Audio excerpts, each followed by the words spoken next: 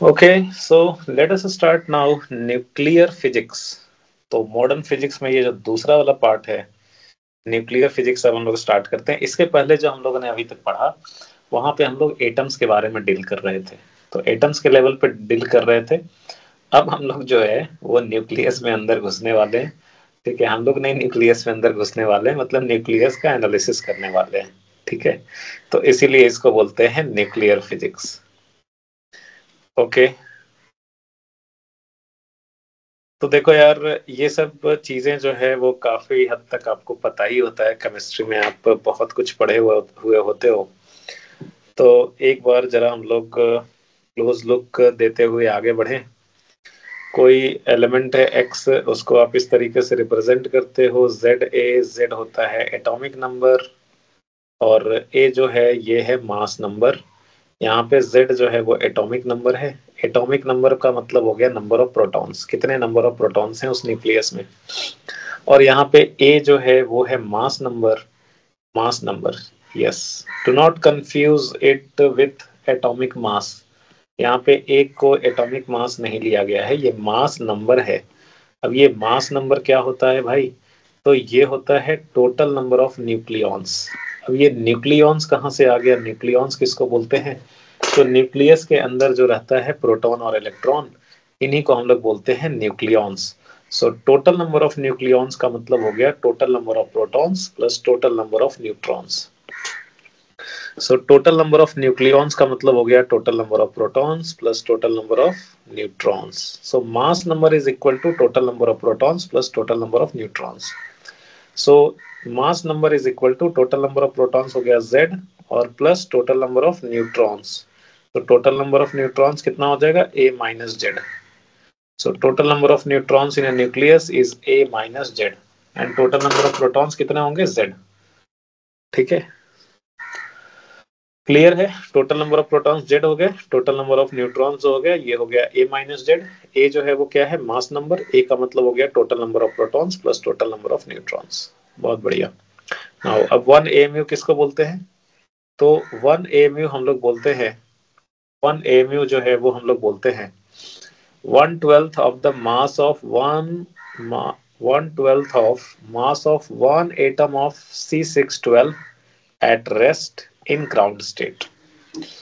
तो जब कार्बन 12 का एक एटम रेस्ट में होता है, ग्राउंड स्टेट में होता है, उसके मास का 1/12 that is called as 1 AMU.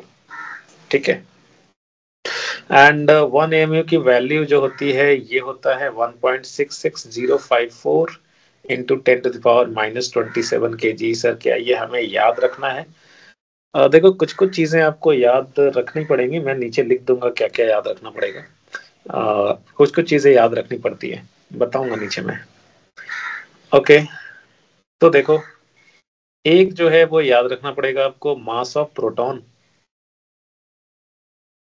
इसको जरा कलर चेंज करते हैं यार,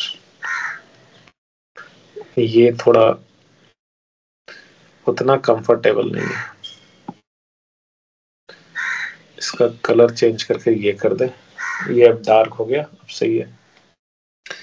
सो क्या क्या याद रखना है आपको? देखो, मास ऑफ प्रोटॉन आपको इस चैप्टर में याद रखना पड़ेगा। जी हाँ, 1.6726 into 10⁻⁻27 kg।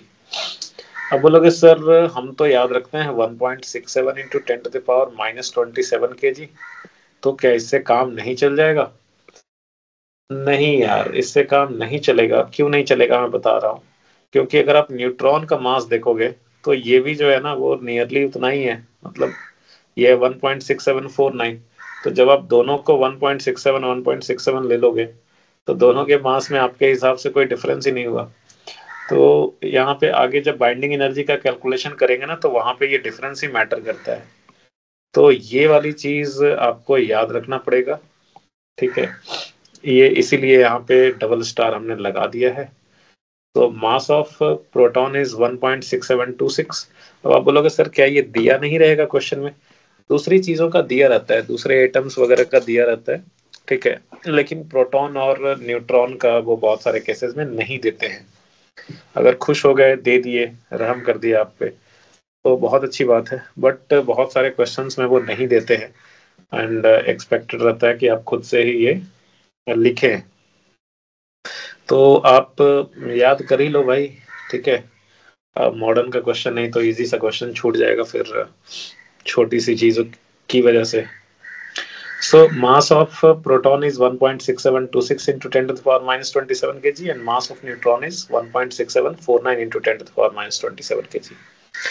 Mass of electron होता है nearly 9.1 into 10 to the power minus 31 KG. Sir क्या ये भी याद रखना पड़ेगा आपको? 9.1 into 10 to the power minus 31 तो याद रहता ही है, यहाँ पे स्पेसिफिकली अलग से ये याद रखने की जरूरत नहीं है, इसलिए हमने इसमें स्टार मार्क नहीं लगाया है।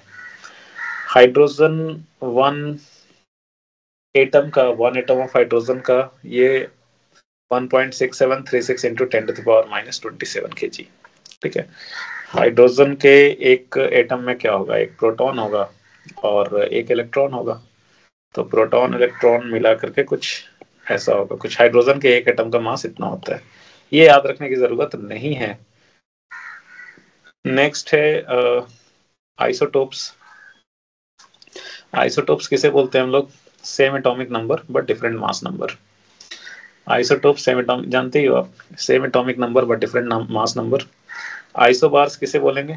आइसोबार्स में हो गया same mass number but different atomic number, ठीक है।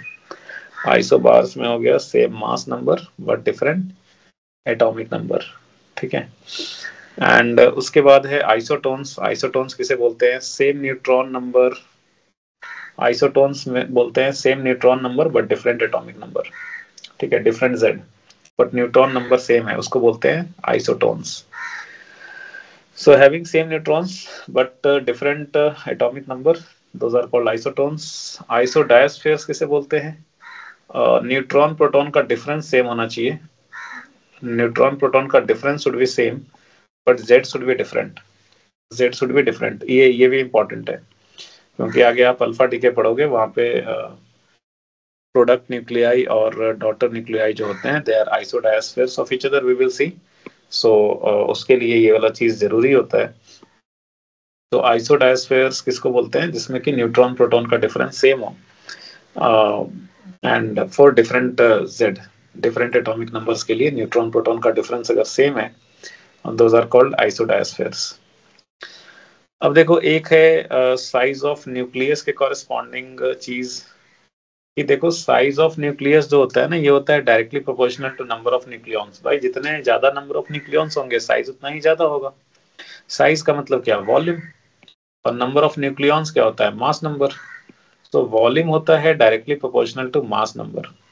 अभी वॉल्यूम जो है ये होता है 4/3πr³, तो ये directly proportional to mass number हो गया।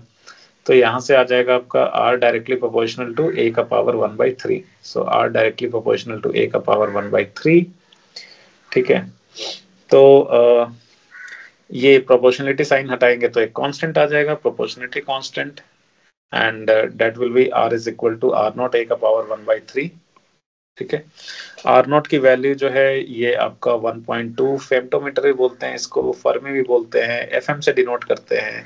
1 फेम्टोमीटर में 10 to the power minus 15 metre होता है।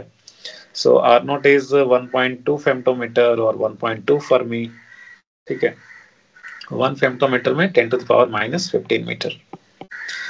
Okay okay okay. सो ये R0 की वैल्यू आपको याद रखनी है, ये फॉर्मूला आपको याद रखना है, R is equal to R0 a का पावर 1/3, ठीक है। ये केमिस्ट्री में भी आप पढ़ते ही हो तो आपको पता ही होगा ये।